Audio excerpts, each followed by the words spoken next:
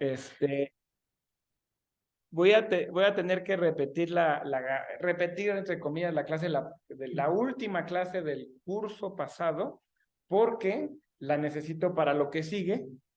Y pues ya fue mucho tiempo y no se acuerda. Pero y a lo mejor algunos de ustedes no estaban aquí la última, porque tenían más. Ah, ok, entonces está bien. Sí, ¿Sí, o qué? tengo COVID. Uy, pues mira, entonces es sobre rutas más cortas. Eh, y la variante que vamos a ver hoy es un origen múltiplos destinos. Entonces tú tienes un mapa, por ejemplo, ¿no? Una red, y estás en una ubicación. Y entonces de esa ubicación quieres ir a otro lado, pues, o sea, de S a T, ¿no? Y quieres que te calcule la ruta más corta de S a T. ¿Ok? Y ese es el problema de rutas más cortas, en general. No, las aplicaciones pues, ya son N1000, porque, pues, por ejemplo, lo usan todos los días en Waze, puede ser, no necesariamente tiene que haber distancia, no puede haber pesos en las aristas. Entonces, por ejemplo, ustedes pueden pensar en cómo encontrar el vuelo más corto de México a China que cueste lo menos, ¿no? Que tenga la menor cantidad de puntos de cambios de avión o que tenga el costo mínimo, ¿no? Entonces tiene muchísimas aplicaciones. Eh, Curiosamente, rutas más cortas de un origen a un destino es tan difícil como hacerlo de un origen a todos los destinos. Eso con ciertos detalles. Y tiene sentido porque tienes que explorar mucho de la gráfica como para saber si hay una ruta todavía más corta. ¿Ok? Entonces, en el peor caso, es como si tuvieras que calcular de ese a todos los demás. En la práctica, pues no haces toda la ruta, o sea, no te fijas en todo el mapa de carreteras del mundo, sino en una parte local, ¿no? Entonces, esto es lo que hace Waze, esto es lo que hace Google Maps, etcétera. Aquí hay muchas variantes que se estudian. Vamos a ver lo fundamental, ¿no? Variantes como dinámicas. ¿Qué pasa si de repente te quitan una arista? ¿Cómo recalculas, no? A lo mejor tu objetivo no es la ruta más corta para esa persona, sino minimizar el tráfico global de la red. Y les conté la vez pasada que aquí entran cosas de teoría de juegos. O sea, que tu ruta más corta puede ser que opere el tráfico de todos. Entonces, y que a lo mejor termines peor, porque todos siguen la misma estrategia. El típico, puede haber que haya un equilibrio de Nash que sea subóptimo, el típico problema del prisionero. Paradójicamente, a veces conviene cortar calles para evitar esos equilibrios de Nash, pero sí está demostrado, bueno, con ejemplos que puede darse un equilibrio de Nash, donde si todos intentan seguir la ruta más corta, todos están peor que si siguieran otra ruta, que no es la más corta si los demás cambiaran de estrategia. Pero bueno. Mucho de eso pasó que empezaron a salir las aplicaciones, la de web, era bien común que se mandaban así, ahorita creo que ya no para mí se puede mandar algo. Ajá, por lo mismo. Más. Sí. Sí, sí. Porque se anticipa, ¿no? A lo que Sí, o luego te hacía rutas como, o sea, optimizaba tiempo, pero no otras métricas, ¿no? O sea, porque era, salte de aquí y vuélvete a meter a la lateral. Y luego, entonces era como, no es solo la distancia, sino también es el desgaste de estar cambiando ¿no? De lugar. Entonces, sí, hay muchas variantes y es un área de rutas, es muy importante, pues, porque además, por ejemplo, es ruta de paquetes en una red, ¿no? ¿Cómo mandas un mensaje de un lado a otro? Entonces, y los fundamentos, pues es lo que vamos a ver ahorita, que es, en este caso, pues lo modelamos con una gráfica dirigida, o no, pero con pesos en las aristas. Y dado un vértice S, queremos encontrar la ruta a todos los demás. Podrían o no existir pesos negativos. O sea, no necesariamente todos los pesos pueden ser positivos. Si suponemos que no hay pesos negativos, lo podemos hacer más fácil. Pero es importante que no existan ciclos negativos accesibles desde S. O sea, que no vaya a pasar algo así. Aquí estás en S, existe un ciclo negativo donde tú puedes estar dando de vueltas y bajar la trayectoria más corta, ¿no? O el camino más corto, mejor dicho, ¿no? Porque entonces en ese ciclo negativo, pues tú vas hasta menos infinito y no está definido. Mientras no existan ciclos negativos, pues entonces, todo va bien.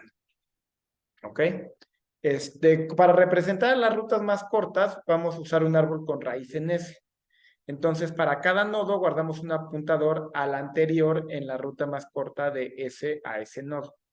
Y una estimación con la distancia a S. ¿vale? Entonces, lo primero que hacemos, es una que se usa en varios algoritmos, es que todos los vértices iniciamos suponiendo que la distancia a S es infinita y el padre es nulo, o sea, no sabemos a dónde te tiene, cuál era el anterior en la trayectoria de S a B, ¿ok? Y luego hacemos que la distancia de S a S, pues es 0, porque ya estás en S.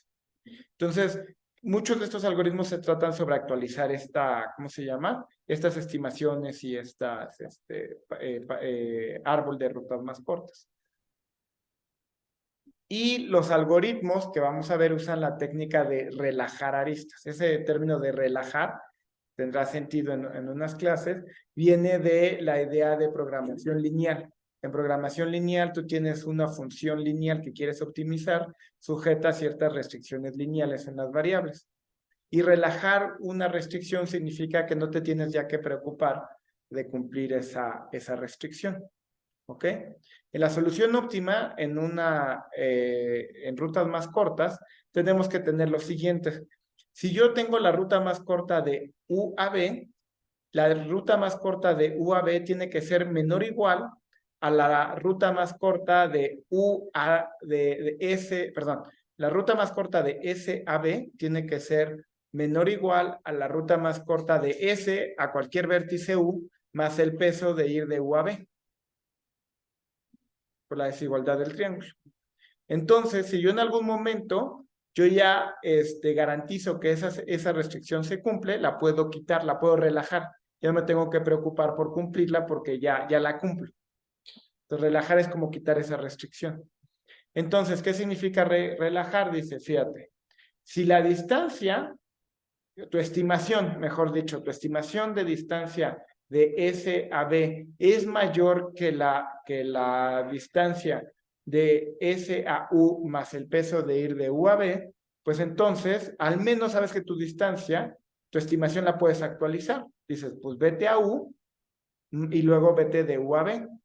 No quiere decir que sea la distancia más corta, pero sí ciertamente es una distancia alcanzable, porque te vas de S a U y luego de U a B, y ya tu estimación es mejor y puedes ignorar el cumplir esta restricción. En el proceso también dices, bueno, pues entonces voy a decir que el padre de B, el anterior en la trayectoria es U. ¿Sale? Entonces, de momento yo digo, para ir de S a B, vete te fijas en el padre que es U y entonces usa la trayectoria más corta de S a U. Y siguiendo estos apuntadores puedes reconstruir la trayectoria más corta de S a B. Entonces, eso es relajar. Ya, entonces después de la relajación me queda mi estimación así. Y aquí hay un ejemplo concreto, aquí tengo mi estimación, aquí es 5 y para allá es 9. Pues en este caso podría cambiarlo vete a este vértice con 5 y luego vete con 2 y relaja tu estimación así.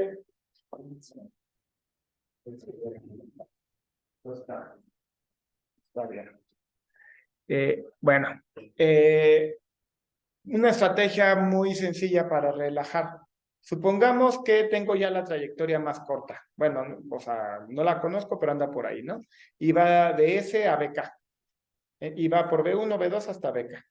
Y supongo que relajo las aristas en el orden primero B1, B2, luego B2, B3, luego B3, B4, así hasta BK menos 1, BK. Se puede demostrar que al final, es fácil, la distancia, mi estimación de distancia va a coincidir con la distancia de S a BK. Lo haces siguiendo la trayectoria y dices, pues sí, ¿no? Entonces, y este proceso es independiente de qué otras relajaciones hagas en el proceso. O sea, primero relajas B1 y a lo mejor incluso relajas BK-1 o otra lista de la gráfica. Pero el chiste es que hagas primero esta, hagas otras relajaciones y luego incluso la misma 2 veces y luego hagas B2, B3 y luego hagas B3, B4. Si lo haces así, al final tu estimación va a ser la correcta. Eso viene ya demostrado en el Cormen, pero es bastante intuitivo. Entonces, el primer algoritmo, el de Bellman-Ford, que vamos a ver, sirve incluso cuando hay aristas de peso negativo. En caso de que exista un ciclo negativo accesible desde la fuente, el algoritmo se da cuenta y te avisa. ¿Ok? Entonces, ¿cómo funciona Bellman Ford? Pues inicializa, o sea, las estimaciones y los padres, y luego relaja todas las aristas. Y todas las aristas las relaja n-1 veces. Es muy burdo porque garantiza que se cumple la propiedad anterior. Entonces, todas las aristas de la gráfica las relajo tantas veces como vértices. Entonces, me fijo, la primera vez que relajo B1, B2, relajo todas, ¿no? Y a lo mejor primero relajé B, bueno, no importa. En la segunda iteración voy a relajar B2, B3. Y entonces, funciona, ¿no? Es muy sencillo. La parte interesante es que luego te puede decir si existía un ciclo negativo. Y la manera en que lo hace es que checa la desigualdad del triángulo. Entonces, para cada arista de la gráfica, V checa si mi estimación ABD es mayor que irme a U y luego usar la arista V. Resulta que si eso pasa para algunos, o sea, si uno no satisface la desigualdad del triángulo, ¿no? Entonces es que existe un ciclo negativo, ¿sale? Entonces, bueno, el tiempo de ejecución es muy sencillo, pues es el número de aristas por el número de vértices. Funciona bien si la gráfica, por ejemplo, tiene pocas aristas, ¿no? O sea, si tiene n aristas, pues va a correr en tiempo n cuadrada. Si la gráfica es densa y tiene n cuadrada aristas, pues va a ser n al cubo. ¿Ok? Si no hay ciclos negativos, la correctez se sigue del teorema anterior. Ajá. Pero si los hay, vamos a ver que los detecta. Entonces, supónganse que por ahí existe un ciclo negativo B0 hasta BK, donde BK es igual a B0, al que puedes llegar desde S. Y vamos a suponer que el algoritmo me regresa verdadero. Me dice, no hay ciclos negativos. ¿Sale? Como me regresó verdadero, quiere decir que satisface la desigualdad de triángulo para todas las aristas y todos los vértices. Entonces yo me fijo en este ciclo negativo que pinté aquí, ¿no? Entonces, fíjense, cuando digo ciclo negativo, quiere decir que la suma es negativo, no que todas las aristas sean negativas, eso es lo relevante, ¿no? Aquí tengo arista 1, menos 4, menos 2, 2. Esto tiene peso, suma 4, menos 4, ¿no? Entonces ahora tendría que satisfacer para todo I esta desigualdad. Pero si hago la suma sobre todos los I's, pues entonces estoy sumando todo lo I menos 1 por D, más estos pesos de las aristas. Pero esto, pues como es un ciclo, pues estás haciendo un shift, estás contando el anterior. Entonces, esta cuenta es igual a esta cuenta. De donde llegas a que, ¿cómo se llama? Sí, que esto es igual a esto, y por tanto, esta suma es mayor o igual a 0, contradicción a la hipótesis de que el ciclo era negativo. ¿Ok? Entonces funciona bien, pero se tarda con gráficas, ¿cómo se llama? Con densas, pues. Pero podemos mejorar, o sea, si sabemos algo de la gráfica, podemos dar mejores algoritmos. Por ejemplo, si la gráfica es acíclica, es una gráfica dirigida cíclica, recuerden que yo puedo ordenarla topológicamente. Les recuerdo, una ordenación topológica de una gráfica dirigida cíclica es dar una ordenación de los vértices, tal que todas las aristas van de izquierda a derecha. ¿Ah? Si eso lo hacíamos con DFS, y creo que lo corres 2 veces y no sé qué, y inviertes, pero bueno, eso lo puedes hacer en tiempo O de B más E. Lo importante es que ya te dice cómo relajar, porque cuando mapeamos una ruta más corta a la ordenación topológica, todas van a seguir este mismo orden. Entonces, el truco es, ordenas topológicamente, empiezas en el primer vértice y relajas todas las aristas que salen de ese vértice. Te vas al segundo vértice y relajas todas las aristas que salen del segundo vértice. Y de esa manera solo relajas cada arista una vez. Y ya. Y por la discusión anterior, el algoritmo funciona y pues tardas tiempo de B más E. Que es difícil hacerlo en menos tiempo porque pues tienes que ver todos los vértices y todas las aristas. ¿Ok? Entonces, pues es buen algoritmo, pero necesitas que no haya ni siquiera ciclos, ya no digas ciclos negativos, ciclos dirigidos. El algoritmo de Dijkstra, que es un algoritmo clásico, y funciona como sigo. Necesitamos que todos los pesos sean no negativos. para que funcione Dijkstra. Entonces aquí sí no puede haber pesos negativos, puede haber ciclos. El algoritmo de Dijkstra pues es un algoritmo que se puede usar en la vida real porque es raro que tengamos una red donde haya aristas negativas, ¿no? Entonces casi siempre hay un costo de usar esa arista, un costo positivo.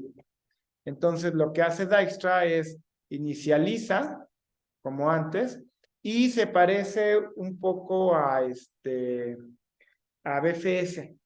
Si recuerdan, BFS era un algoritmo de exploración de gráficas, donde tomaba un vértice y me fijaba en sus vecinos y los ponía en una cola y los iba visitando. Es la misma idea, pero la idea de Dijkstra es que el siguiente vértice que voy a analizar y al cual le voy a relajar sus aristas va a ser el que tenga mi estimación más corta y que no haya acabado de procesar. Entonces, hay una cola Q, ¿ok? Inserto todos los vértices en esa cola. Esta cola es de prioridad. Va a estar indexada por la estimación de la distancia más corta a S. El primer elemento que va a salir de Q, pues ¿cuál va a ser? Pues S, porque es el que inicia con estimación igual a 0. ¿Ok? Entonces extraigo el mínimo. Y luego este conjunto S es para nosotros, no simplemente en la realidad en Dijkstra, es para nosotros razonar sobre el algoritmo. Entonces, ese es un conjunto de aquellos vértices para los cuales ya aseguramos que ya tenemos la distancia más corta calculada. Inicia todo bien porque el primero que extrae va a ser ese. Luego, para cada arista que sale del vértice U, que es el más chico de la cola, relajas la arista V. ¿Sale? Entonces, te fijas y haces lo que habíamos dicho, que si la estimación de lo que tenías en B es más, ¿cómo se llama? Más grande, bueno, etcétera, ¿no? Que irte a U y luego tomar la arista, entonces actualizas el padre y la estimación, ¿no? En ese proceso puede ser que decrezcas el valor de tu estimación. Si eso pasa, mandas llamar a un decrease key. Recuerden que las colas de prioridades me permiten extraer mínimos y me permiten cambiar prioridades. Nosotros habíamos visto cómo implementarlo, por ejemplo, con la de heap sort, ¿no? Que era una cola de prioridad y la operación de decrease key lo hacía en tiempo logarítmico y extraer mínimo lo hacía también en tiempo logarítmico. Entonces, bueno, lo que ya les había dicho es el conjunto para los que ya calculamos la ruta más corta y vamos a probar que por inducción que en efecto los elementos de S son aquellos a los que ya se les calculó la ruta más corta. Entonces se vale al principio del algoritmo porque sacas a S con estimación 0 y supongamos que vamos en la iteración iésima, sacamos al vértice U de Q y sea P la trayectoria más corta de S a U, ¿no? Y sea Y el primer vértice de esa trayectoria que no está en S y sea X su antecesor en P. Entonces va así. Saco a U, ¿no? Que es el que tiene la estimación más chica de todos los que todavía no ha acabado de procesar. Me fijo la trayectoria más corta a U. Me fijo en el conjunto S. Ese conjunto pues intersecta la trayectoria porque en particular lo intersecta en S. Entonces me puedo pensar cuál es el vértice más, el primer vértice que no está en la trayectoria. Si resulta que U está, pues ya acabé, ¿no? Llamémosle Y.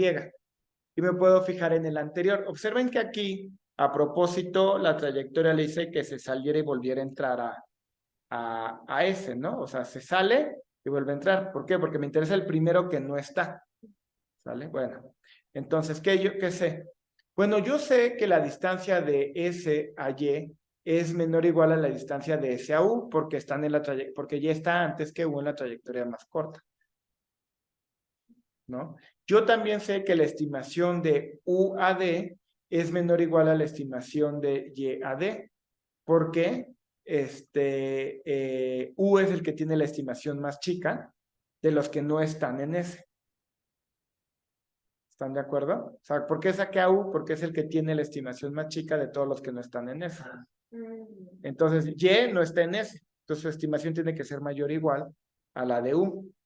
Ahora, yo sé que como X sí está en S, yo sé que la estimación que tengo para X, pues es igual a la distancia de S a X. Ajá. Pero, ¿qué pasó en el momento en el que yo de hecho relajé la arista que va de X a Y. Cuando yo saco a X, en su momento, relajo todas las aristas que salen de X. Y relajé la arista XY. En el momento en el que la relajé, por inducción, la distancia de S a X coincidía con mi estimación de a X, con mi XD. Al relajar, yo actualicé la distancia, mi estimación de Y a D, a la distancia ¿cómo se llama? A la distancia de S a Y.